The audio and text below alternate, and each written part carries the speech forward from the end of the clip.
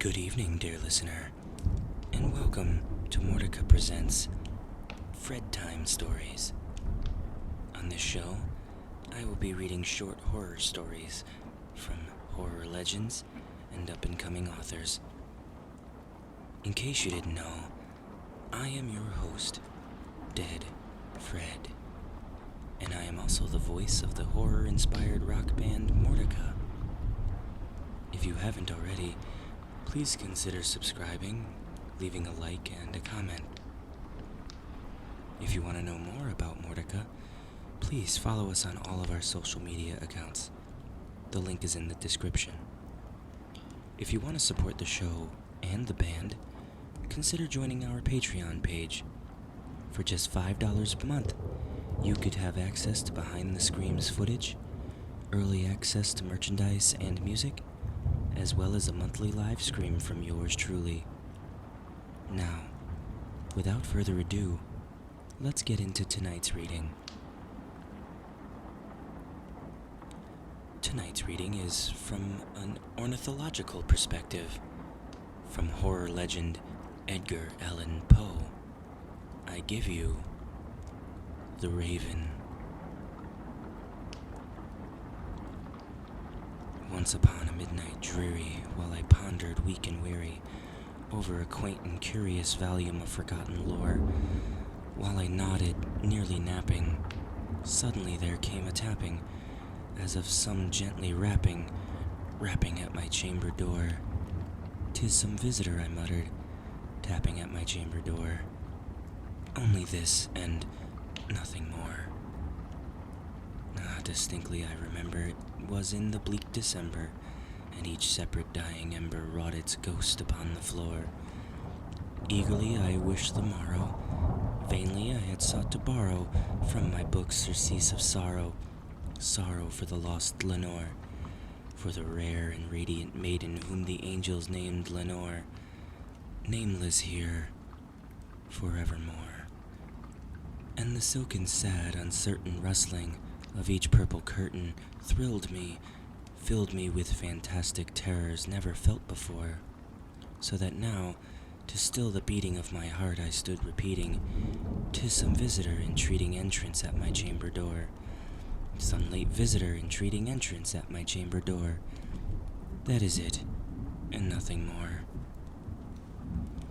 Presently my soul grew stronger, hesitating then no longer. "Sir," said I, "or madam, truly your forgiveness I implore, but the fact is I was napping, and so gently you came rapping, so faintly you came tapping at my chamber door, that I scarce was sure I heard you.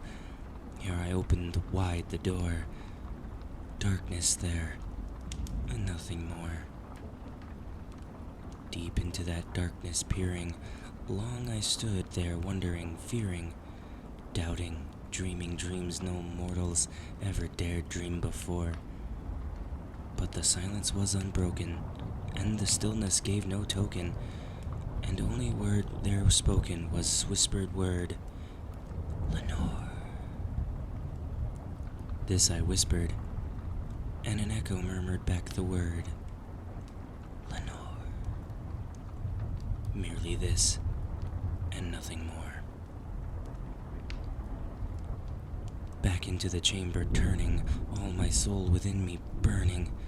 Soon again I heard a tapping, something louder than before. "Surely," said I, "surely that is something at my window lattice. Let me see then what thereat is, and this mystery explore. Let my heart be still a moment, and this mystery explore. 'Tis the wind, and nothing more." Open here I flung the shutter when, with many a flirt and flutter, in there stepped a stately raven of the saintly days of yore. Not the least obeisance made he, not a minute stop nor stay he, but, with mien of lord and lady, perched above my chamber door, perched upon a bust of Pallas, just above my chamber door, perched and sat, nothing more. Then this ebony bird beguiling my sad fancy into smiling, by the grave and stern decorum of the continents it wore. Though thy crest be shorn and shaven, thou, I said, art sure no craven, ghastly grim and ancient raven, wandering from the nightly shore. Tell me what thy lordly name is on the night's Plutonian shore. Quoth the raven, nevermore. Much I marveled this ungainly fowl to hear discourse so plainly, though it answer little meaning, little relevancy bore, for we cannot help agreeing that no living human being ever yet was blessed in seeing bird above his chamber door, bird or beast upon the sculpted bust above their chamber door, with such a name as Nevermore. But the raven, sitting lonely atop a placid bust, spoke only that one word, as if his soul in that one word he did outpour. Nothing further than he muttered, not a feather than he fluttered, till I scarcely more than muttered, other friends have flown before. On the morrow he will leave me, as my hopes have flown before. Then the bird said, nevermore. Startled at the stillness broken by reply so aptly spoken, doubtless, said I, what it mutters is the only stock and store, caught from some unhappy master whom unmerciful disaster followed fast and followed faster, till his songs one burden bore, till the dirges of hope that melancholy burden bore, of nevermore. But the raven, still beguiling all my sad soul into smiling, straight I wheeled a cushioned seat in front of the bird, and bust and door. Then, upon the velvet sinking, I betook myself to linking fancy unto fancy, thinking what this ominous bird of yore, what this grim, ungainly, ghastly, gaunt, and ominous bird of yore meant in croaking, nevermore. This I sat, engaged in guessing, but no syllable expressing, to the fowl whose fiery eyes now burned into my bosom's core. This and more I sat divining, with all my head at ease reclining, but whose velvet violet lining with the lamplight glowing o'er, on the cushion's velvet lining that the lamplight gloated o'er, but whose velvet violet lining with the lamplight gloated o'er, she shall press, nevermore. Then methought the air grew denser, perfumed from an unseen censer, swung by seraphim whose footfalls tinkled on the tufted floor. Wretch, I cried, thy God has lent thee, by these angels he hath sent thee, respite and nepenthe from these memories of Lenore. Quaff, oh quaff this kind of nepenthe and forget the lost Lenore. Quoth the raven, nevermore.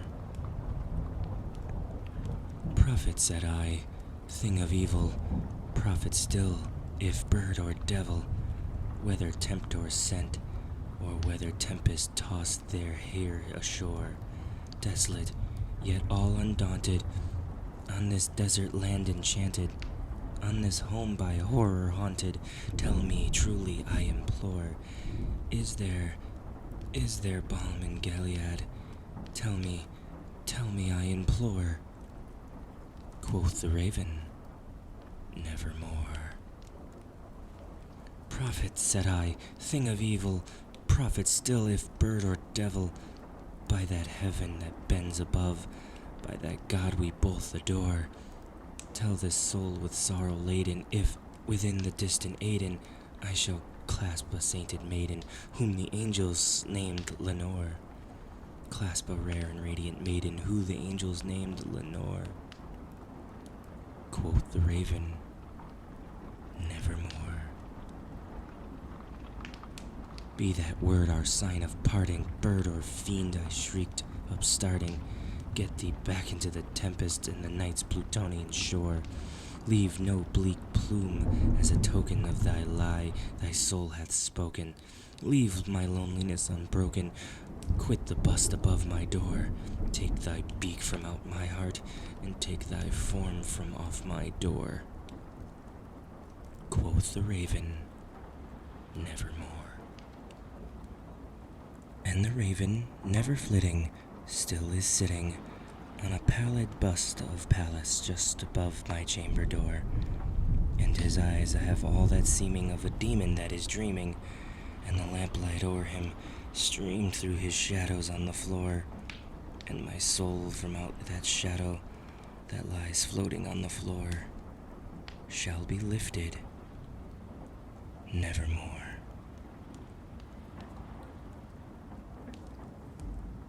I hope you have enjoyed tonight's reading, and hope you'll stop by again. My name has been Dead Fred. Until next time, stay scared.